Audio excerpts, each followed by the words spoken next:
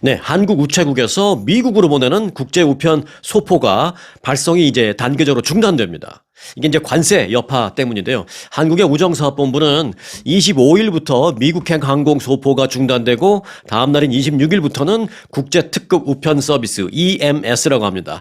그 EMS 가운데 관세가 붙지 않는 서류 같은 것을 제외한 모든 물품에 대한 소포 발송이 미국으로는 보낼 수 없다. 라고 밝히고 있습니다.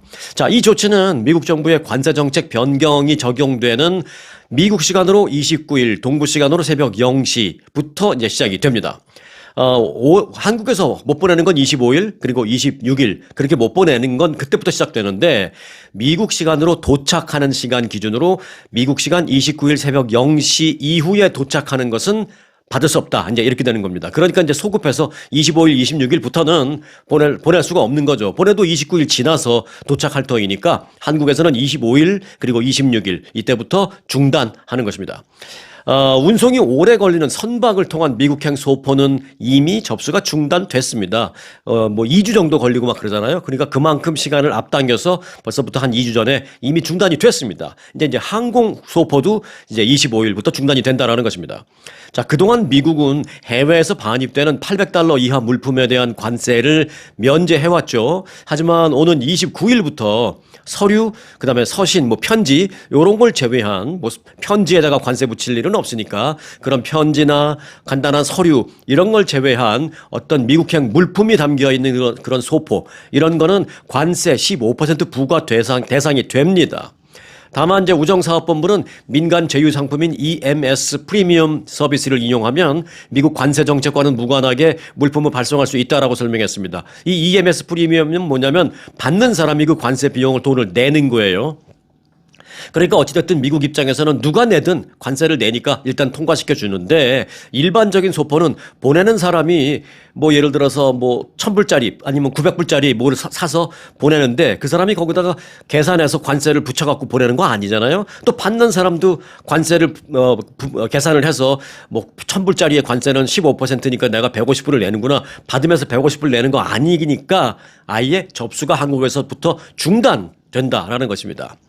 자, EMS 프리미엄 서비스는 된다고 그랬죠. 요거는 뭐냐면 민간 특송사가 운영하는 상품인데 운영사가 통관을 대행하고 받는 사람에게 관세를 부과해서 모든 걸 다 클리어시킨 후에 받는 겁니다. 그러니까 미국 정부 차원에서 봐도 EMS가 하는 거는 어차피 EMS라는 그 대행회사에서 관세를 받아갖고 납부를 하니까 그거는 통과해도 돼. 이런 건데 일반적으로 한국에서 우체국에 가서 붙이는 것은 그 누구도 관세를 안 내는 상황으로 지금 되어 있으니까 한국에서 우체국으로 보내는 거는 안 받아 이렇게 되는 것입니다. 관세 때문에 관세를 아무도 안 내니까. 그래서 한국에서는 이제 25일부터 우체국에 가서 미국으로 보내는 소포가 중단된다. 접수를 아예 안 받는다. 그렇게 보시면 되겠습니다.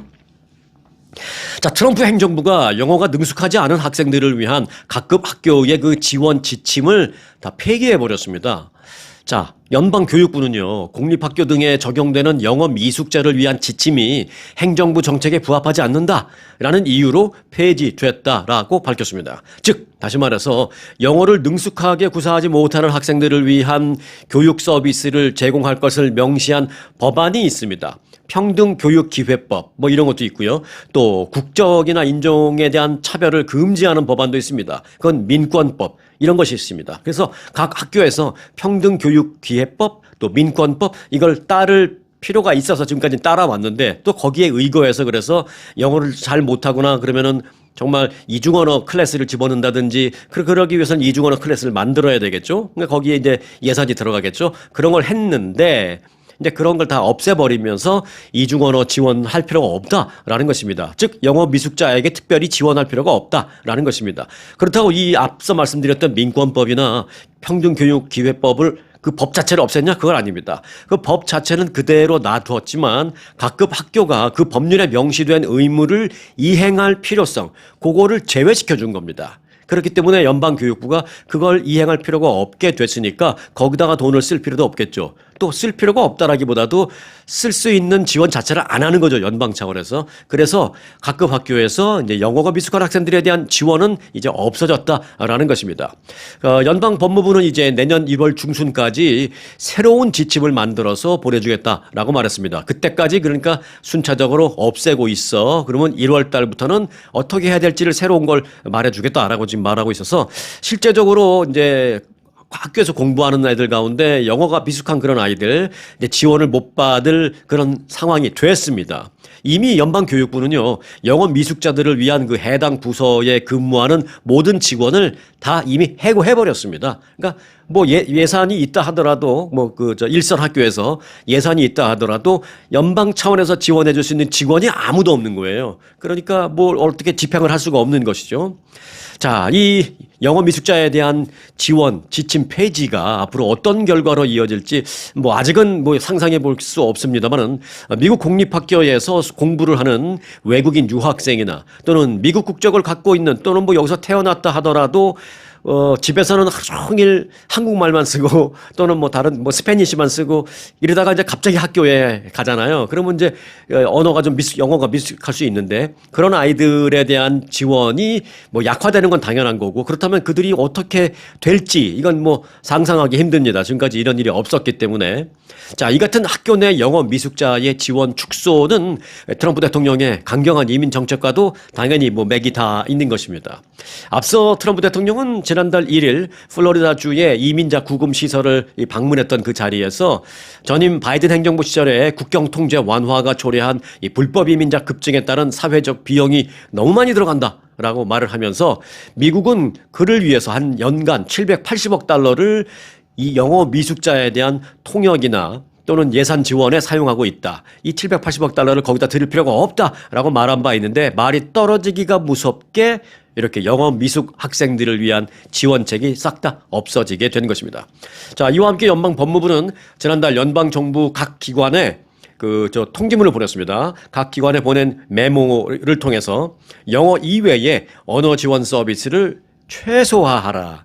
궁극적으로 내년 1월 전까지는 완전 철폐해야 되지만 지금 당장 완전 철폐가 쉽지 않을 터이니 계속 최소화하면서 내년 1월 전까지는 모두 끝내라. 이렇게 말을 하고 있습니다. 결국 궁극적으로 내년 1월까지는 계속 줄어들다가 내년 1월이 지나면 이제 아예 없어지는 겁니다. 영어 못하는 학생이 이제 학교에 왔다? 방법이 없어요. 본인이 어떻게 헤쳐나가지 않는 한. 네, 그런 상황이 된 것입니다.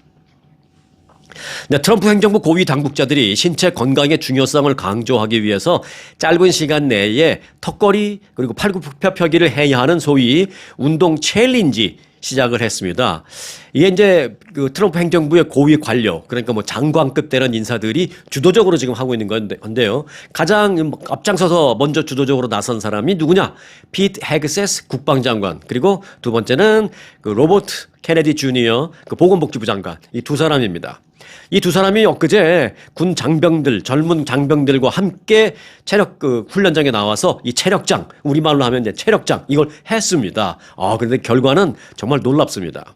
자, 10분 안에 턱걸이 50개 그리고 팔굽혀펴기 100개를 해야 합니다.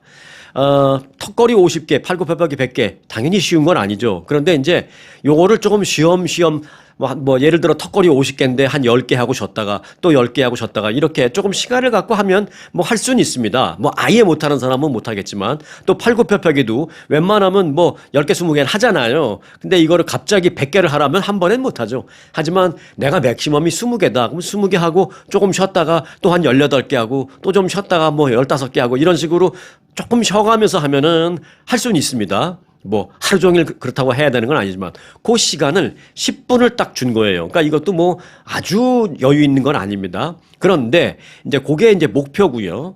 우수 판정을 받으려면 5분 안에 이걸 끝내야 됩니다. 젊은 친구들은 할 수 있겠습니다만 이제 나이가 좀 있으면 쉽지가 않은데 그래서 이제 젊은 친구들 중에서 일단 군대에서 차출된 대표 선수들 나왔습니다. 육군, 해군, 공군, 해병대, 그리고 이제 미국의 우주군이라고 있어요. 우주군, 그리고 국방부 직원들, 이렇게 6개 조직에 각 조직 대표 선수 5명씩 해가지고 이제 체력장을 했는데 1등을 누가 했느냐?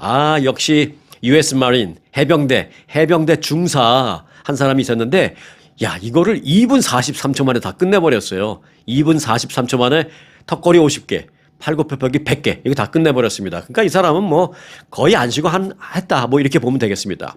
흥미로운 건 40대 중반의 국방장관, 또 70대 초반의 보건복지부 장관, 이 두 장관도 했다라는 것입니다. 자, 그런데 또 놀라운 일이 발생합니다. 45세인 피트 헤그세스 장관은요, 이걸 5분 25초 만에 했습니다.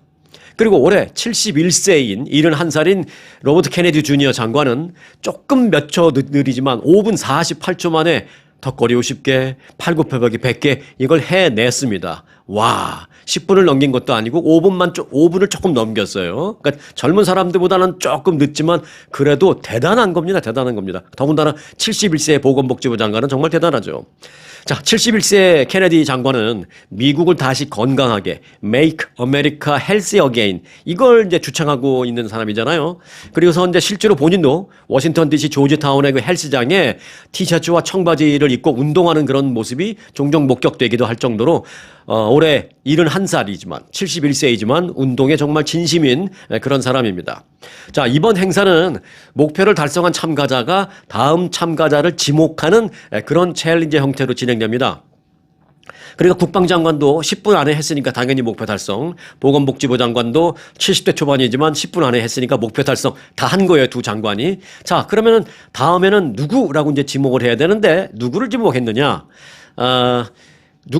국방장관은 댄 케인 합참의장을 다음 도전자로 지명했고요. 그리고 71세의 로버트 케네디 보건복지부 장관은 샤운 더피 교통부 장관을 지목을 했습니다. 이제 이 두 사람 큰일 났어요. 댄 케인 합참의장, 샤운 더피 교통부 장관 다 뭐 50대는 넘은 사람들인데 이거 해낼 수 있을지 큰일 났습니다. 일단 지목을 받았으니까 지금부터 열심히 연습해서 한 달이 걸리든 두 달이 걸리든 연습해서 해내야 되는데 아주 흥미롭습니다.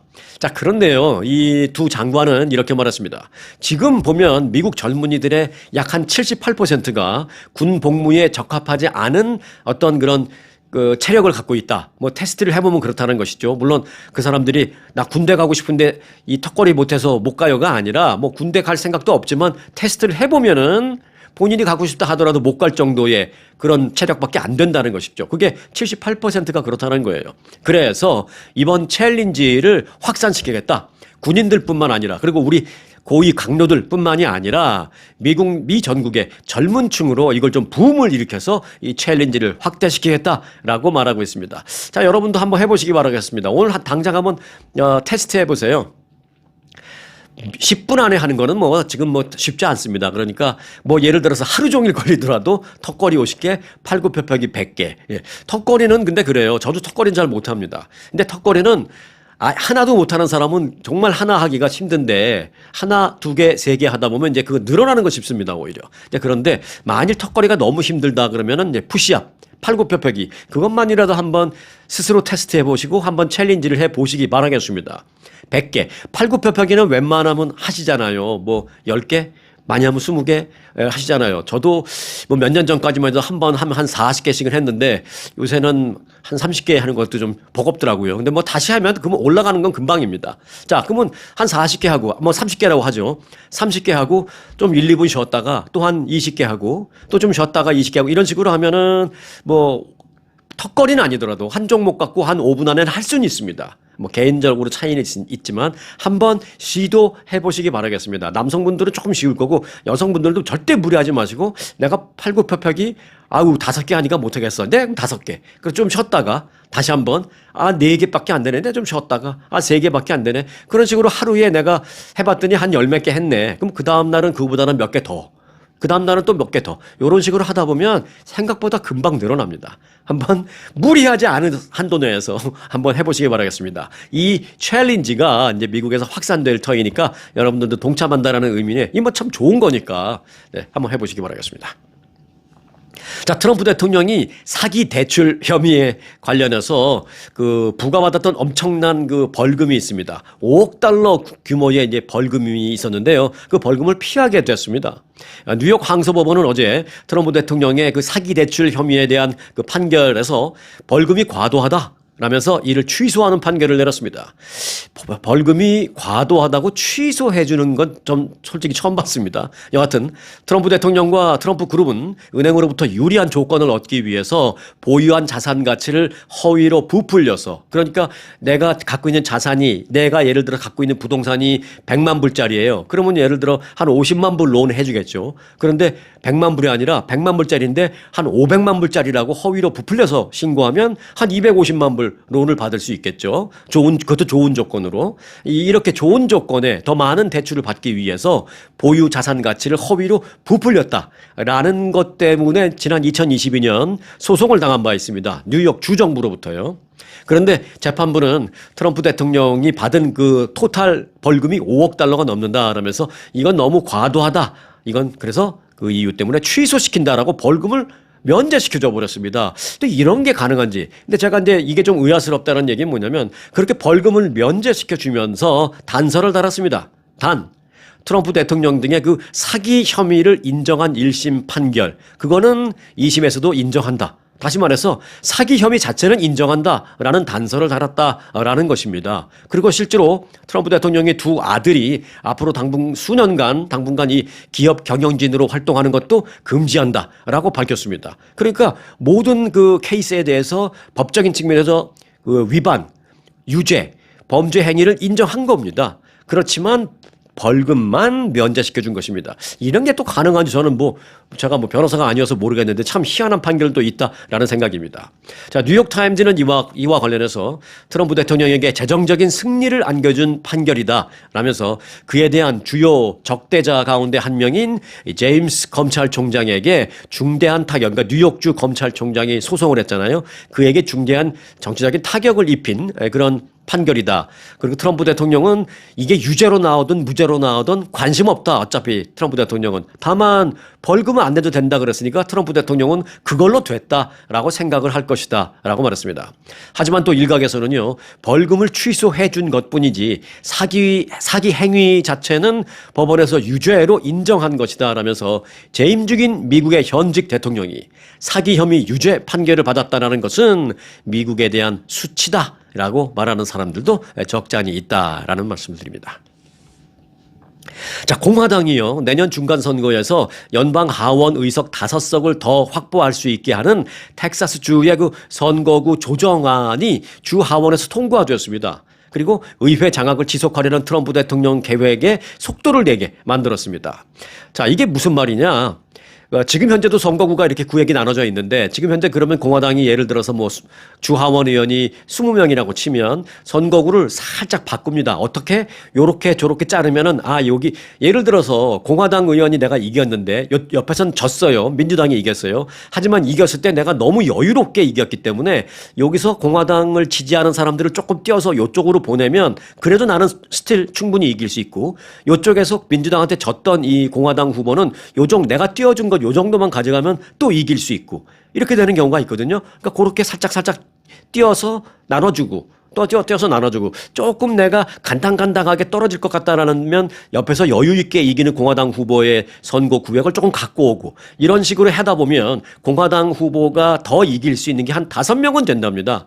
그걸 이제 선거구 재획정, 재조정 이렇게 이제 한국에서는 말을 하고 있는데 이게 이제 미국 정치권에서는 게리맨더링이라고 말합니다. 가끔 뉴스 들으시면 게리맨더링이라는 말 들으셨을 거예요. 그럴 때 그 뭔 소리야 하실 수도 있는데 그게 바로 방금 전에 제가 장황하게 설명해드린 그겁니다. 이렇게 조금씩 띄워져서 이길 사람 더 만드는 거.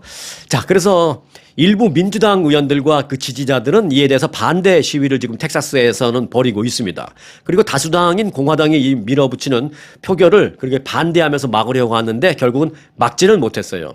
자, 이제 해당 안건은 그 텍사스 주 상원에 올라간 다음에 거기서 통과되면 주지사 서명을 받으면 파이널라이즈가 되는 겁니다. 그런데 텍사스주의 경우엔 주 상원도 공화당이 다수당, 그리고 텍사스주 잘 아시죠? 주지사 그렉 에버트, 이분도 이제 공화당 소속이기 때문에 이거는 파이널리 통과될 건 기정사실입니다. 그래서 텍사스주가 그렇게 될 것 같다라는 얘기입니다. 별다른 장애 없이 아마 최종 통과될 것 같습니다. 다만 이제 민주당 측이 이번 선거구 조정, 게리맨더링에 대해서 법정 싸움을 계속하겠다라고 말해서 이게 뭐 혹시 법정으로 올라가면 뭐 어떻게 중지 명령이 내려올지 모르겠지만 일단 텍사스 주의회 정치권에서는 지금 그런 일이 있다라는 것입니다. 흥미로운 건 지금 민주당, 캘리포니아 주에서도요. 캘리포니아 주에서는 거꾸로 민주당을 더 많이 당선시키기 위해서 또 이걸 준비하고 있어요. 그래서 또 이제 캘리포니아에서는 공화당이 막 반발하고 이제 그런 상황입니다. 근데 그 캘리포니아 주에서는 뭐라 그러냐. 봐라, 텍사스 너희들도 그런 식으로 했잖냐. 근데 캘리포니아 우리를 못하게 한다라는 건 말이 안 된다. 우리도 할 거야. 이러고 있는 겁니다. 그런데 재밌는 건 이 뒤에는 거물들이 있습니다. 텍사스 주가 그렇게 하는 게리맨더링 뒤에는 누가 있느냐? 트럼프 대통령이 있고요. 캘리포니아 주에서 이걸 하는 그 뒤에는 누가 있느냐?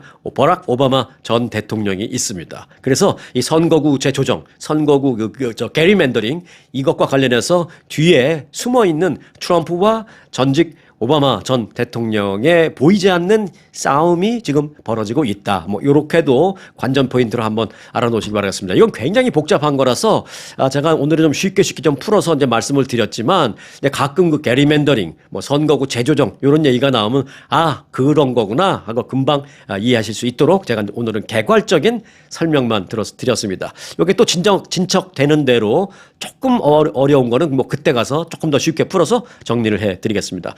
정치적으로 이게 굉장히 중요하고 민감한 그런 거거든요. 그건 이제 다음 시간에 말씀을 드리도록 하겠습니다.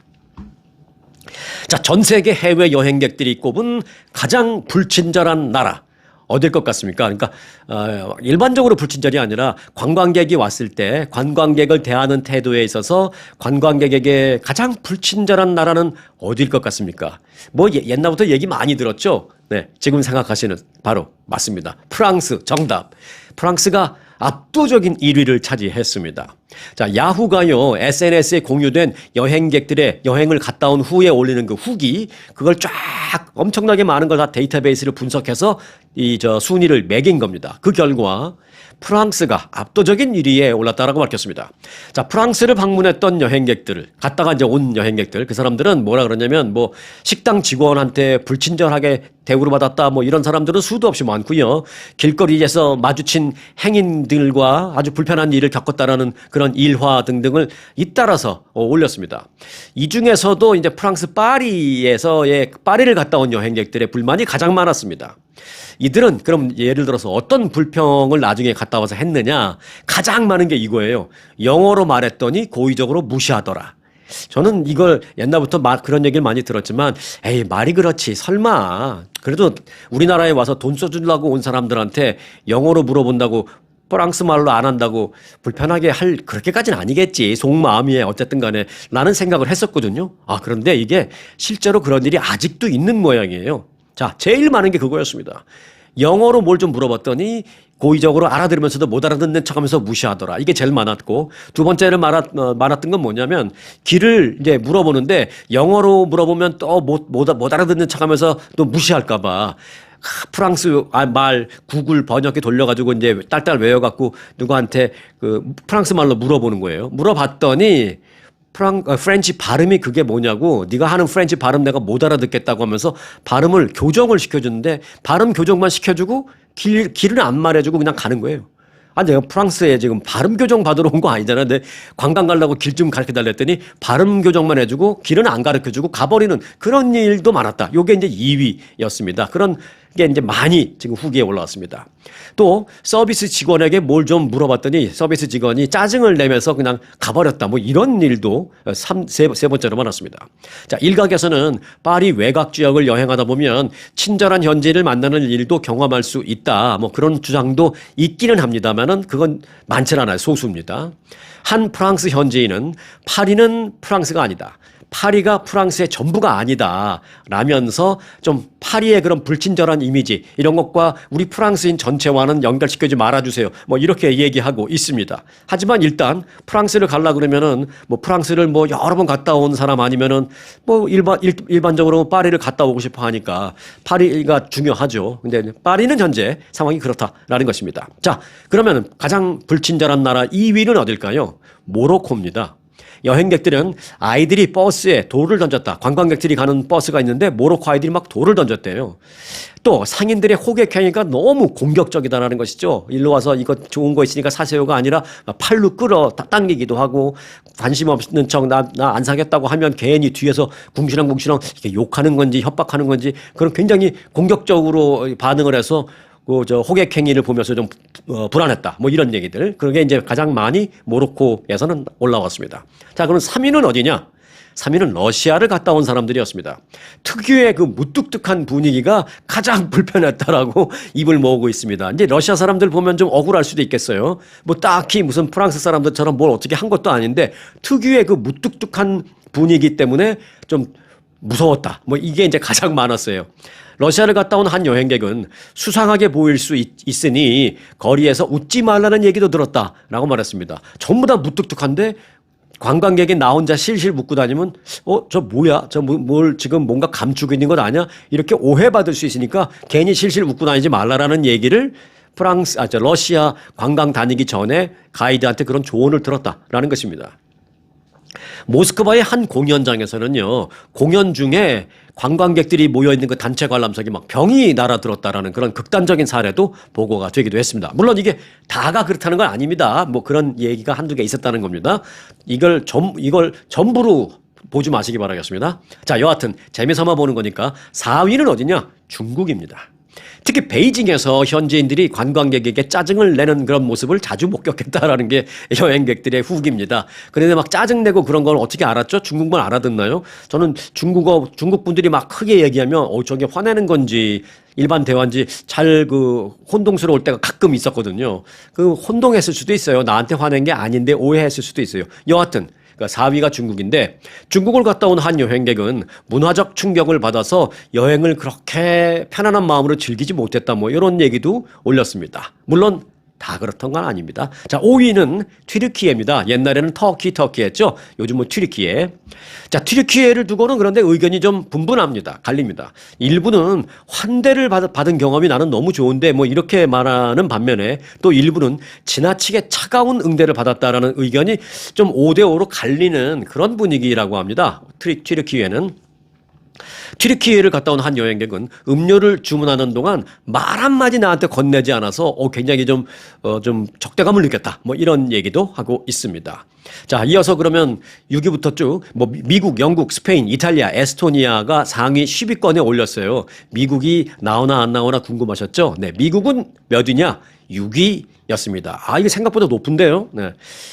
근데 요게 그 이유가 있답니다. 미국을 관광하고 돌아간 사람들이 최근에 올린 그 후기를 보면 뉴욕 공항에 예를 든 겁니다. 이건 뉴욕 공항의 그 까다로운 입국 심사에서부터 굉장히 기분이 나빴다라는 그런 사람들, 그리고 뭐 지역마다 좀 달라지는 어떤 태도, 뉴욕 시내를 좀 돌아다니면, 거기서는 일반 시민들은 외지인을 봐도 그냥 친절하게 봐주는데, 그 외에 좀 외지인이 많이 없는 그런 도시에 가면 또 이상하게 쳐다보는, 이렇게 다른 지역마다 너무나 이해할 수 없게 달라지는 그런 모습.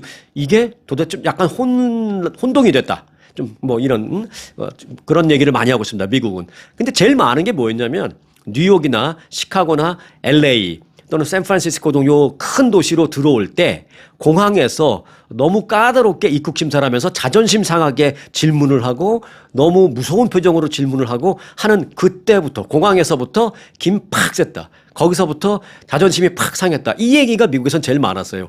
그거 때문에 그 얘기가 많아서 미국이 갑자기 6위로 올라가 버린 겁니다. 아마 그것만 싹 떼면 10위권 밖으로 떨어질 텐데 미국이 하여튼 6위까지 올라가는 좀 불명예를 안았다라는 흥미로운 소식 일단 한 가지 전해드렸습니다.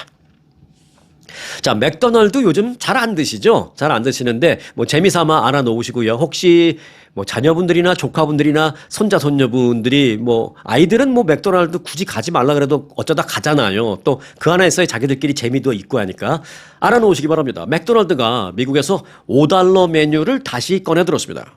또 인기 콤보 메뉴의 가격도 인하할 예정입니다.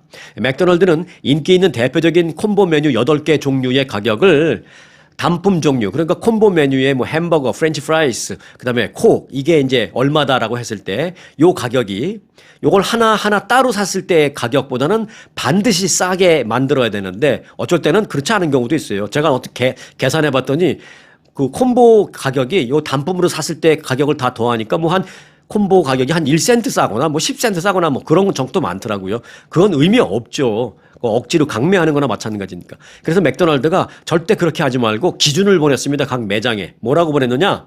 단품을 하나씩 하나씩 따로 살 때보다 그걸 콤보로 사면 단품 살 때보다 가격이 무조건 최소한 15% 이상 싸게 콤보 가격을 책정해라. 이렇게 지침을 내려보냈습니다. 자, 맥도날드는 5달러짜리 아침 메뉴도 만들겠다고 했고요. 또 8달러짜리 빅맥과 맥너겟 그 콤보 메뉴도 출시하겠다라고 발표를 했습니다. 그럼 이렇게 가격이 싸지니까 퀄리티가 좀 나빠지는 거 아니야? 뭐 후져지는 거 아니야? 이렇게 생각할 수 있는데 그게 아니에요. 지금 현재의 퀄리티를 유지하되 가격을 낮추라는 겁니다. 그러면 각 매장의 매장주도 점주들은 그러면 뭐 먹고 살아라 뭐 이런 얘기가 나올 수 있죠. 그래서 맥도날드 본사 차원에서 그래서 우리 지침을 따르는 그 매장에는 그것으로 인해서 발생하는 그 차액을 본사에서 지원해 주겠다. 돈 주겠다라고 말했습니다. 그러니까 퀄리티 낮추지 말고 가격만 낮춰. 그래서 그 낮춘 가격에 의해서 그 전에 비해서 손해 본 게 얼마 있다면 그거는 우리가 해줄게. 뭐 메이크업 해줄게. 뭐 그런 얘기를 했습니다. 그러니까 퀄리티는 같이 가격은 떨어진다. 최소한 15% 정도. 그리고 이제 5달러짜리도 나온다. 이런 참고적인 말씀을 드렸습니다. 맥도날드 측은 이런 얘기도 했어요. 소비자들이 10달러가 넘는 그 콤보 메뉴를 접했을 때 맥도날드에 대한 부정적인 인식이 생겨나고 있음을 알게 됐다라면서 가격 인하를 하게 된 배경을 그렇게 설명했습니다. 실제로 맥도날드는요, 지난해에 18달러짜리 그 빅맥 콤보를 만들어서 출시한 적이 있습니다. 18달러면 웬만하면 어디 가서 제대로 뭐 한 끼, 뭐 제대로까지는 아니지만 뭐 소소하나마 제대로 앉아서 식당에서 한 끼를 먹을 수 있는 정도는 되잖아요.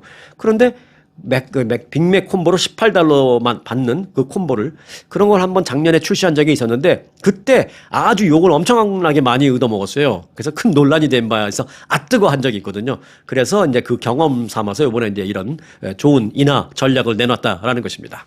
자, 그런데 맥도날드가 그런 행보를 보이자 바로 누가 따라갑니다. 누가 따라가냐면 피자헛이 따라갑니다. 피자헛도 그럼 우리도 하면서 우리도 5달러짜리 피자를 내놓겠다라고 선언했습니다. 피자헛의 그 5달러짜리 피자는요. 일단은 한정 기간 동안 시범적으로 판매되는데 점심때만 팝니다. 점심 고객층을 겨냥한 겁니다. 그런데 뭐 예를 들어서 점심때 한 두세 개 사놨다가 집에 가서 뭐 저녁에 리히트해서 드셔도 되거든요. 피자는 뭐 한 번 정도는 리히트해도 괜찮으니까.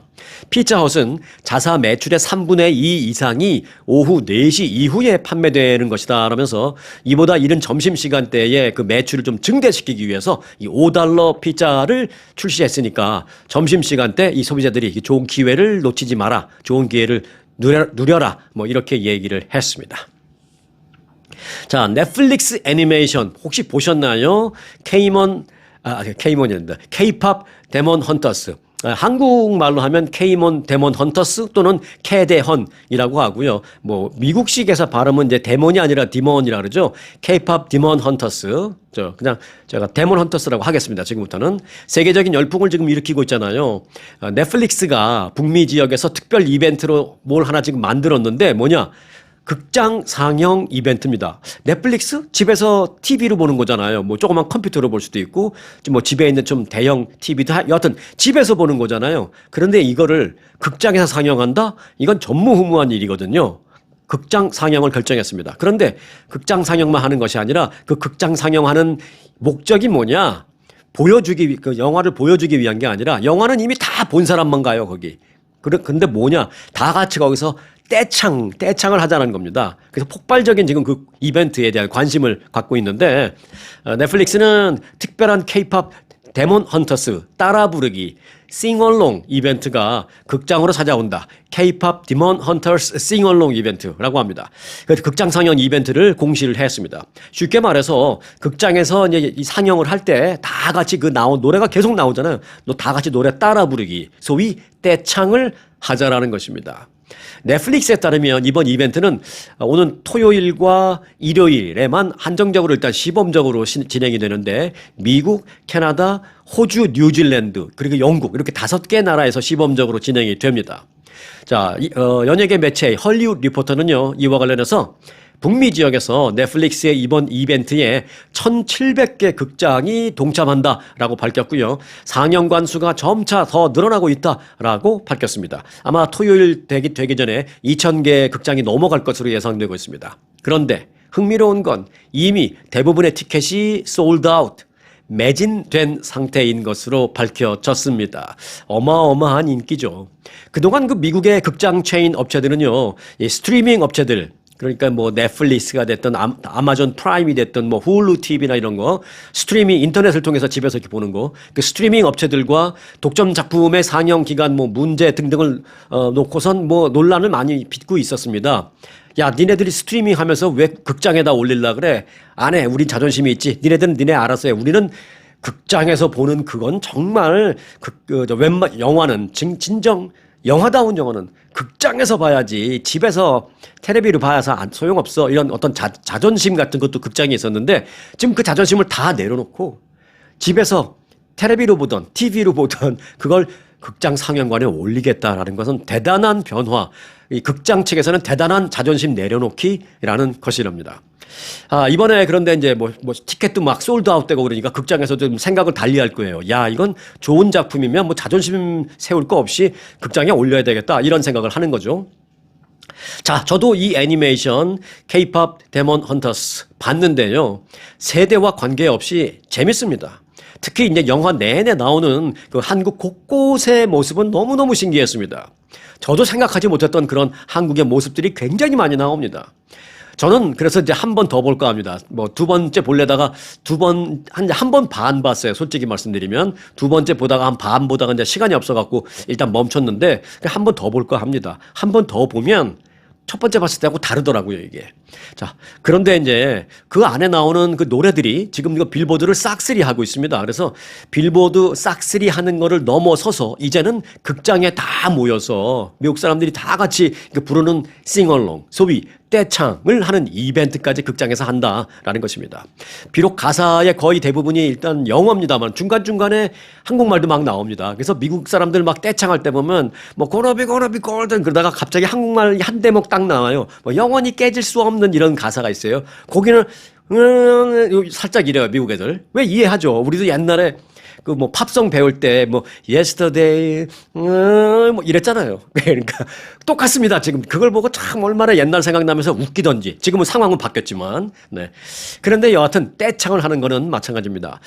비록 대부분의 가사가 영어지만 그래도 한국 노래예요. 이게 한국 노래. 한국 노래를 미국 사람들이 집안에서 그렇게 부르다가 그다음에 거리에서 이렇게 부르고 그리고 심지어는 뭐 유럽이나 이런 데 가서는 나이트클럽에서 이 노래를 떼창한대요.